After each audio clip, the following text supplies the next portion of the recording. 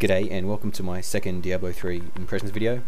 This would have been a lot sooner, but Blizzard released a new patch and as a result wiped all the character and profile data. The servers have been up and down for a while as well, which has made it hard to log in. I've had to level up a new character, this time a wizard. It says Yokel Bloke, but I've actually named him a wizard man. I'll get into that a little bit later. I had to level up a new character, this time wizard, to show the higher level features. This time around I'm going to highlight the crafting and artisan systems, more info on the skill system, and show some higher level play. This one's going to be spoiler free. I'm not going to show any story content for those who want to keep their Diablo 3 experience fresh. So I want to go touch on battle tag. Basically Blizzard has introduced a new profile feature to go along with their real ID. So you name your battle tag, mine's Yokel Bloke, so that people can find you easier. Kind of like the real ID system, but you don't need an email address anymore. They've also introduced this system, which is basically your symbol or your heraldry. You can make what you want.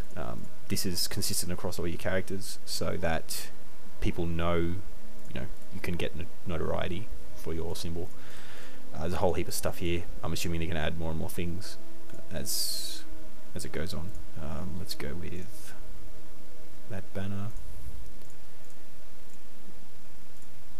Let's go with Diablo head and crossed axes. 4-way. Let's go with a stylish look. Very nice. So yeah, like I said, that it stays consistent throughout your characters so that people will know, I guess as you get to high level play, people will know you through your banner. Let's jump in. Okay, so first off, I'll go quickly into the wizard. So most traditional resource system, arcane power, basically works like mana. Recharges a lot faster than mana in other games. I have my laser. I have magic missile. I have arcane tornadoes. And I have a pulse, which is cool. So he seems to me like the machine gun DPS class at this point, more than the demon hunter.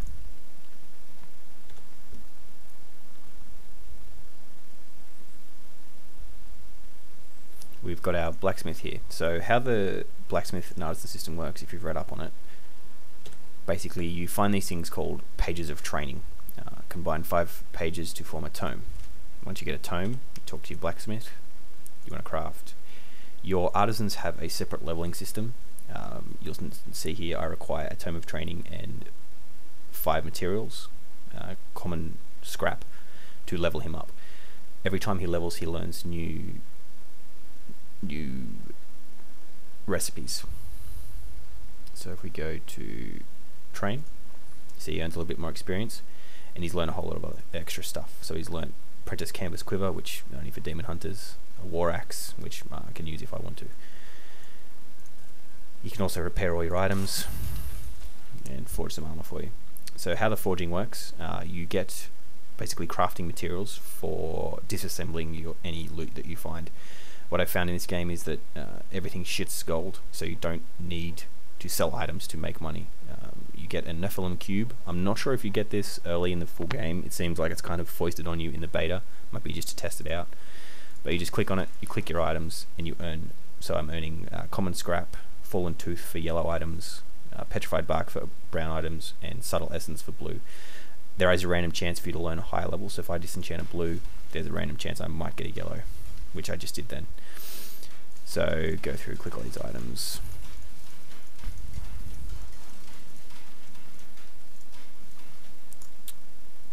So then you've got those crafting items. So if I want to forge a weapon, let's forge my new war axe. I need 5 subtle essence and 12 common scrap and an amount of gold. Craft it, and it generates a weapon. The stats that it generates are random.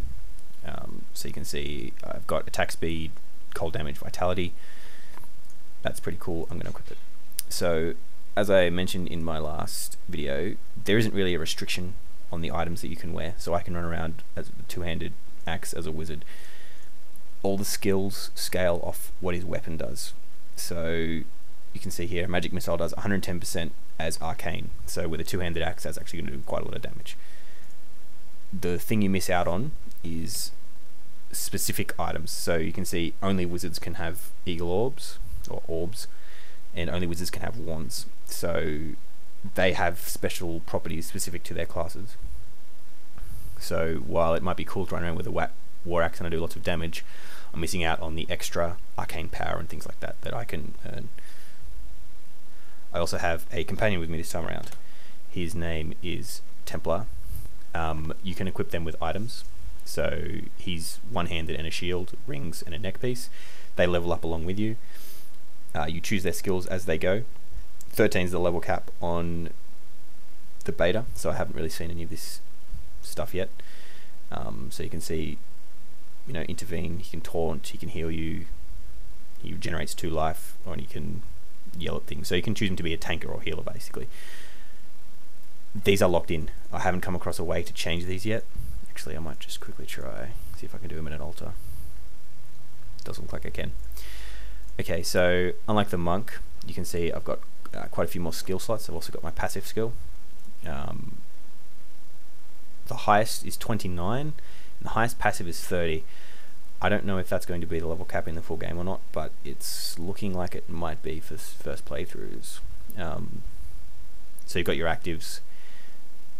So the way the wizard works is you've got signature spells which don't cost any mana, you can just spam them. You've got your offensive which do cost you mana, and utilities which are self buffs, so the classics like Frost Nova, Ice Armor, Magic Weapon, etc. Passives, I've chosen Temporal Flux, basically snares enemies as I attack them. That seems kind of useless. Critical Mass reduces my cooldown of spells, but all my spells have 0 cooldown, so I don't know why that would be useful. And I gain Arcane Power whenever I healed by Health Globe, which again, I'm not burning through my Arcane Power, so it doesn't seem very useful. Anyway, companions are much more active in this, unlike Diablo 2 where they just kind of stuck around and died. He gives you constant commentary as you're travelling, which we'll go into as we play. Like I said, they have items, they have quests as well. At the moment he has a quest where I need to get him a book. I haven't come across the book yet. I don't know if it's a random drop or whether it's not in the beta yet.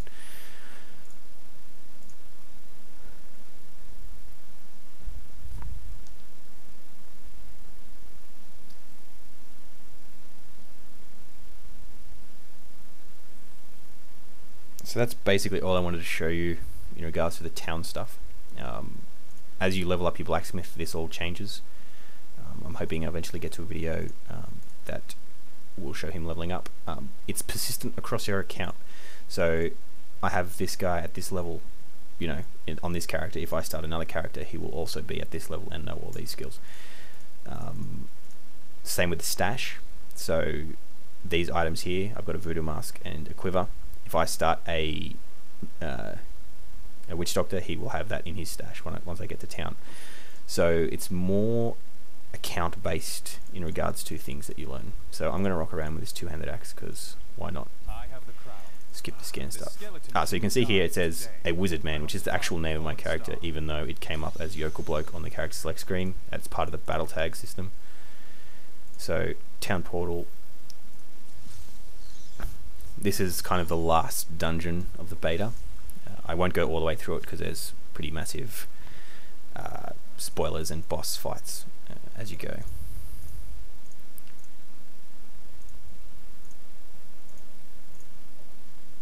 So like Diablo 1 and 2, as I mentioned before, these are random. This was definitely not like this last time I came down here. In fact, that's the way back up, which is a bit weird.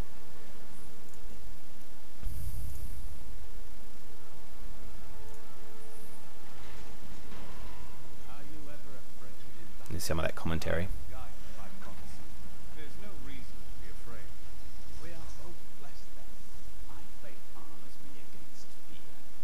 So there's a lot of that sort of BioWare-esque chatter between your party. So laser is quite good. I find it a bit overpowered. So those were lightning enchanted monsters. They drop lightning balls that will continually shoot random bits of lightning, which, if you remember from Diablo 2, lightning monsters were my least favourite monsters. As you can see, I'm shooting magic missiles out of my axe, which is fucking cool.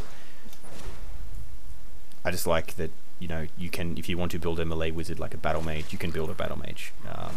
There are skills that will apply on hit effects for weapons and things like that.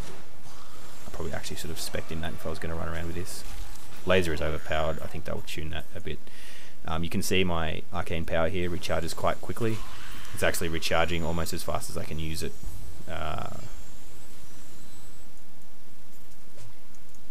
Which again, seems probably will be balanced out. I've got this. It's kind of like a knockback if I get surrounded. So the environment is interactable. So you see here we've got a chandelier chain. It will drop a chandelier. If there was monsters there, they would have been hit by that. Hopefully this will spawn something. One of the other very cool things is how monsters spawn into the world. So you've got your guys chilling out in the level as they would normally, but you've got things like this where guys will blow out of walls or climb a dungeon. Or yeah, this laser is ridiculous. I probably should have changed this out to give the monsters a chance. So yeah, the wizard seems pretty ridiculous. I definitely found him to be the fastest to level, the quickest to get through the content. His spells are just ridiculously good. One thing they've added with this patch, which is patch 8, is the a lot more lore. So before there wasn't lore for, say, the Unburied, which are those big monsters. So yeah, these are the pages of training you find. That's you combine 5 of them into the books, and that's how you level up your guy. Completely random drops. They're not gated in any way, so you could potentially get through it and not, you know, never see a book, which would really suck. I got these arcane whirlwinds, which I'm not really convinced on. They kind of fly around randomly, which in a action-based clicker game, you don't really want random targeting things, in my opinion. A page of training. I'm even get them to level up again. So again, you know, the next level is already here, but you know, I can go off and explore all these other little passages, which I didn't. Sorry, I haven't heard this one yet. Again, you know, more characterful, more interesting to interact with the world. You know, they're not just stat boosters or whatever.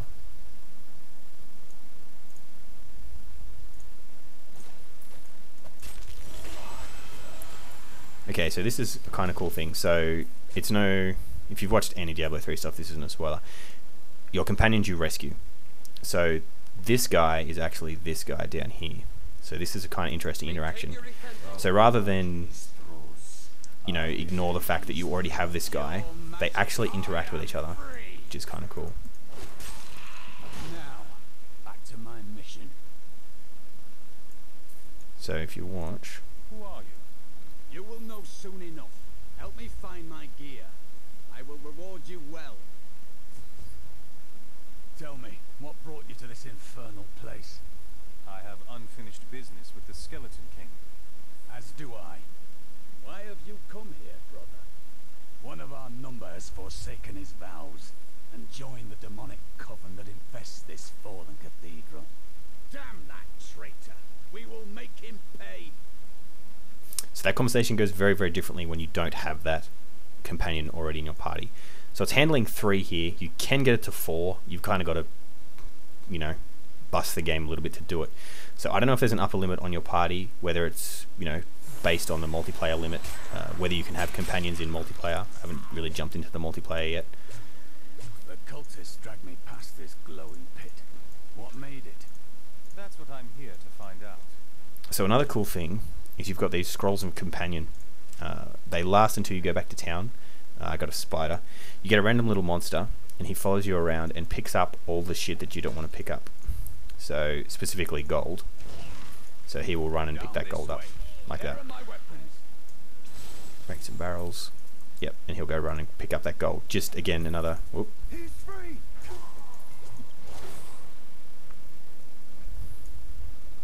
Yep, going to pick up the gold. He'll go pretty much off the screen, which is very cool. I am Cormac. So now I have 2 Cormacs somehow.